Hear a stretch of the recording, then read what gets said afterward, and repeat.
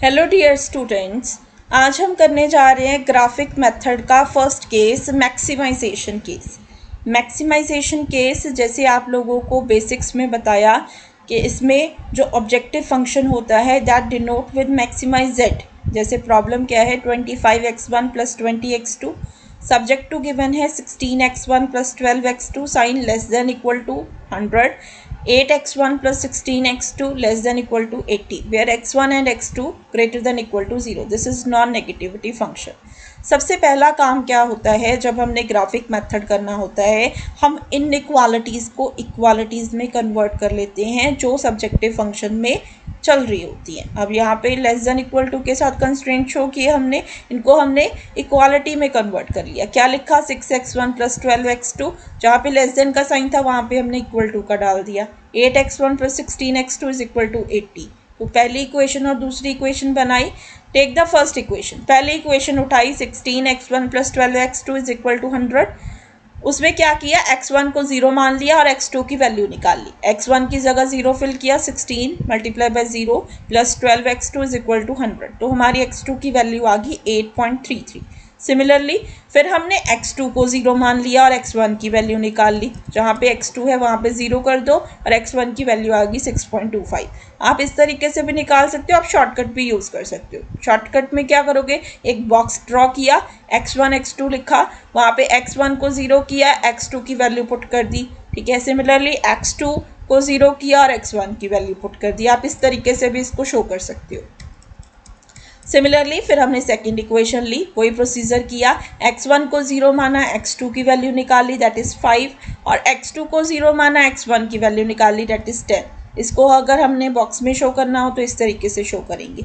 अब हमने क्या करना है, ग्राफ ड्रॉ करना है। ग्राफ कैसे प्लॉट करेंगे, जो हमारे पास वैल्यूज़ आई।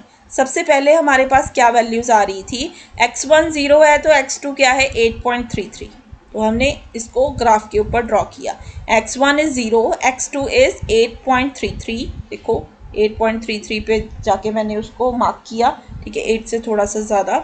सिमिलरली अगर x2 0 है, x1 क्या है 6.25, तो 6.25 बाद में मैंने ये वाली दोनों पॉइंट्स को जोड़ दिया एक लाइन के साथ। और दूसरी इक्वेशन की वैल्यूज़ क्या थी, अगर x1 0 है, x2 5 और अगर x2 0 है तो x1 10। तो मेरे पास आ गई 5 और 10। तो मैंने इन दोनों जो वैल्यूज़ हैं उनको आपस में जोड़ दिया एक लाइन के साथ। अब हमने क्या करना है, देखना है साइन कौन सा है। साइन हमारे पास दोनों इक्वेशन में क्या है, लेस देन इक्वल टू का। अगर लेस देन इक्वल टू का साइन होता है then the shade of area is closer to the origin. देखो मैंने शो किया हुआ है नीचे, अगर लाइन इस तरीके से हमने ड्रॉ की तो इनसाइड जो एरिया होगा जो क्लोजर टू द ओरिजिन की तरफ झुकाव करेगा, हम वो एरिया लेंगे। तो मैंने यहाँ पे शेड ऑफ द एरिया किया, पहली लाइन का भी और दूसरी लाइन का भी। तो मेरे पास एक कॉमन एरिया निकल आया। देखो थोड़ी सी लाइन मैंने बोल्ड की हुई है यहाँ पे ब्लैक में और मैंने इसको पॉइंट दे दिए 0 A B एंड C। अब मैंने क्या किया, ये पॉइंट लिख लिए। Because the common area is highlighted with the point 0 A B C, now calculate the value of these points. तो मैंने पॉइंट लिखे 0 A B C, values calculate की x1 और x2 की। x1 की वैल्यू देखो 0 पे तो दोनों की वैल्यू क्या आएगी 0, x1 भी 0 और x2 भी 0। a के ऊपर जाके x1 की वैल्यू है 6.25, हमें पता है क्योंकि हमने वो पॉइंट लिया था, और x2 क्या है 0।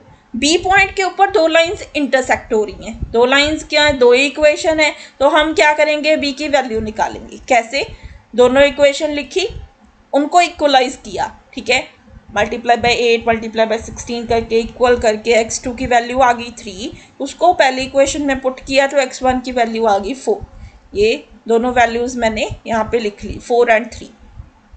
सिमिलरली सी पॉइंट के ऊपर मेरी सिर्फ और सिर्फ x2 की वैल्यू थी 5, x1 क्या है 0, तो मैंने ये भी वैल्यू लिख ली। अब मेरे पास ये सारी की सारी वैल्यूज़ आ गई।